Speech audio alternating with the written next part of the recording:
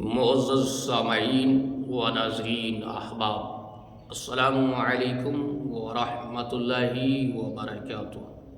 دوستو، امید ہے کہ آپ سبھی حضرات پیارے اسلامی بھائی خیریت و عافیت سے ہوں گے۔ اللہ رب کریم آپ تمامی احباب کرام پہ اپنا خصوصی فضل فرمائے اور آپ حضرات کو دارین کی دو جہاں کی بھلائیاں نصیب فرمائے۔ ناظرین پیارے دوستو، آج کی اس ویڈیو میں ہم آپ تمامی احباب کو قرآن مجید اور دیگر اسلامی کتابوں کے آداب کے بارے میں بتائیں گے۔ دوستو، اس سے پہلے آپ سبھی احباب سے ایک چھوٹی سی گزارش ہے کہ آپ ہماری اس ویڈیو کو شروع سے لے کر کے آخر تک ضرور دیکھیں، اور اگر آپ ہمارے اس یوٹیوب چینل پر نئے ہیں، پہلی بار آئے ہیں، تو دوستو برائے کرم آپ ہمارے اس چینل کو سبسکرائب ضرور کر دیں، بیل آئیکن پریس کرنا ہرگز نہ بھولیں، تاکہ ہماری آنے والی ہر نئی ویڈیو آپ تک ضرور پہنچے۔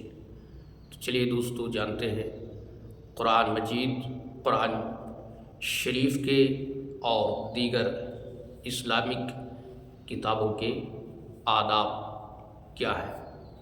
ناظرین کرام، ناظرین احباب، مسئلہ یہ ہے کہ قرآن مجید پر سونے چاندی کا پانی چڑھانا یہ جائز ہے۔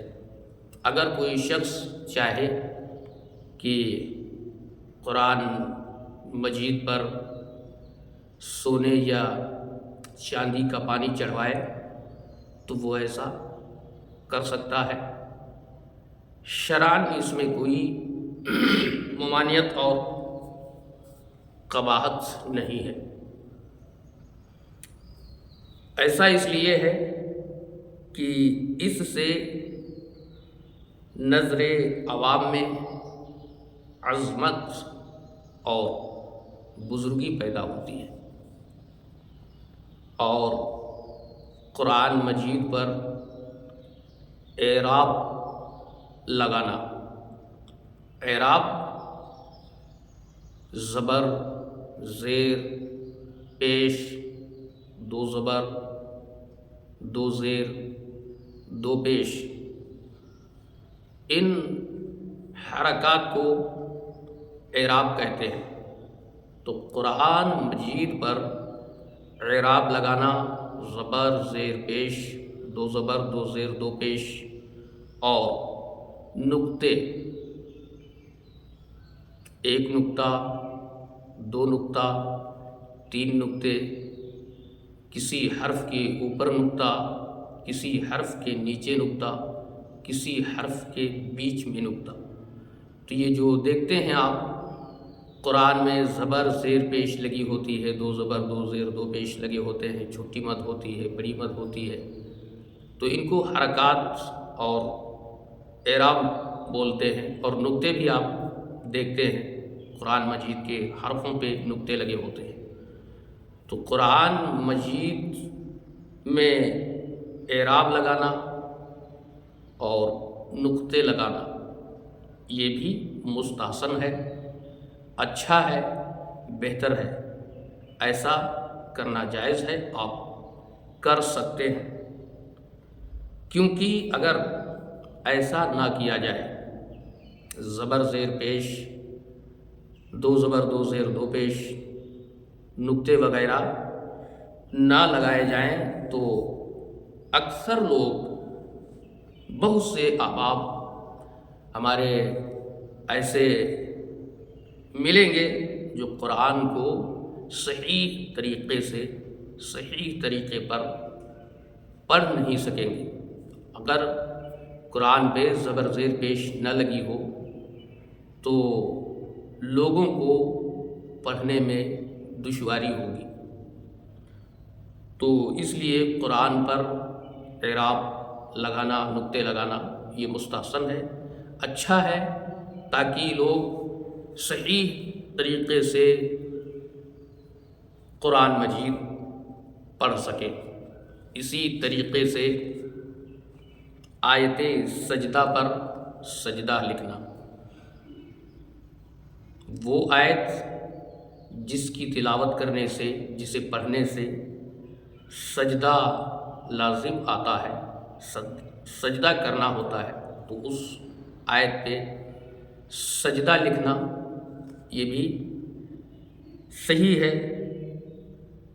اور وقف کی علامتیں لکھنا، وقف کا معنی ہوتا ہے ٹھہرنا، تو ٹھہرنے کے لیے قرآن مجید میں کچھ علامتیں ملتی ہیں، جیسے کہ کہیں پہ ز بنا ہوتا ہے، کہیں پہ میم لکھی ہوتی ہے، کہیں پہ تو لکھا ہوتا ہے، تو یہ وقف کی کئی قسمیں ہیں۔ وقف لازم ہے، وقف مطلق ہے، وقف جائز ہے، وقف مرخص ہے، اس طریقے سے اور بھی وقف کی قسمیں ہیں۔ تو وقف کی علامتیں لکھنا، جیسے کہ میں نے بتایا ز ہوتا ہے لکھا، تو ہوتا ہے، میم ہوتی ہے، تو وقف ز لکھنا یہ وقف جائز کی علامت ہے، تو لکھنا یہ وقف مطلق کی علامت ہے، میم لکھنا یہ وقف لازم کی علامت ہے۔ تو یہ علامتیں لکھنا وقف کی یہ بھی صحیح ہے، درست ہے۔ اور رکوع کی علامت لکھنا، قرآن مجید میں آپ نے دیکھا ہوگا کہ رکوع کی علامت لکھی ہوتی ہے، تو یہ بھی لکھنا صحیح ہے۔ اور تعشیر یعنی 10 آیتوں پر نشان لگانا یہ بھی جائز ہے۔ تعشیر کا مطلب ہے 10 آیتوں پر نشان لگا دینا، تو یہ بھی جائز ہے۔ اسی طریقے سے، اسی طرح سے سورتوں کے نام لکھنا، سورہ بقرہ، سورہ ناس، سورہ فاتحہ، سورہ فلق، سورہ اخلاص، اس طریقے سے سورتوں کے نام لکھنا یہ بھی جائز ہے، لکھ سکتے ہیں۔ اور یہ لکھنا کہ فلاں سورت میں اتنی آیتیں ہیں، یہ بھی لکھ سکتے ہیں کہ ایک سورت میں کتنی آیتیں ہیں، یہ لکھنا بھی صحیح ہے، درست ہے۔ دوستوں، اس زمانے میں قرآن مجید کے تراجم بھی چھاپنے کا رواج ہے۔ اس زمانے میں جب قرآن مجید کی چھپائی کی جاتی ہے تو ساتھ ہی ساتھ قرآن مجید کا ترجمہ بھی چھاپا جاتا ہے۔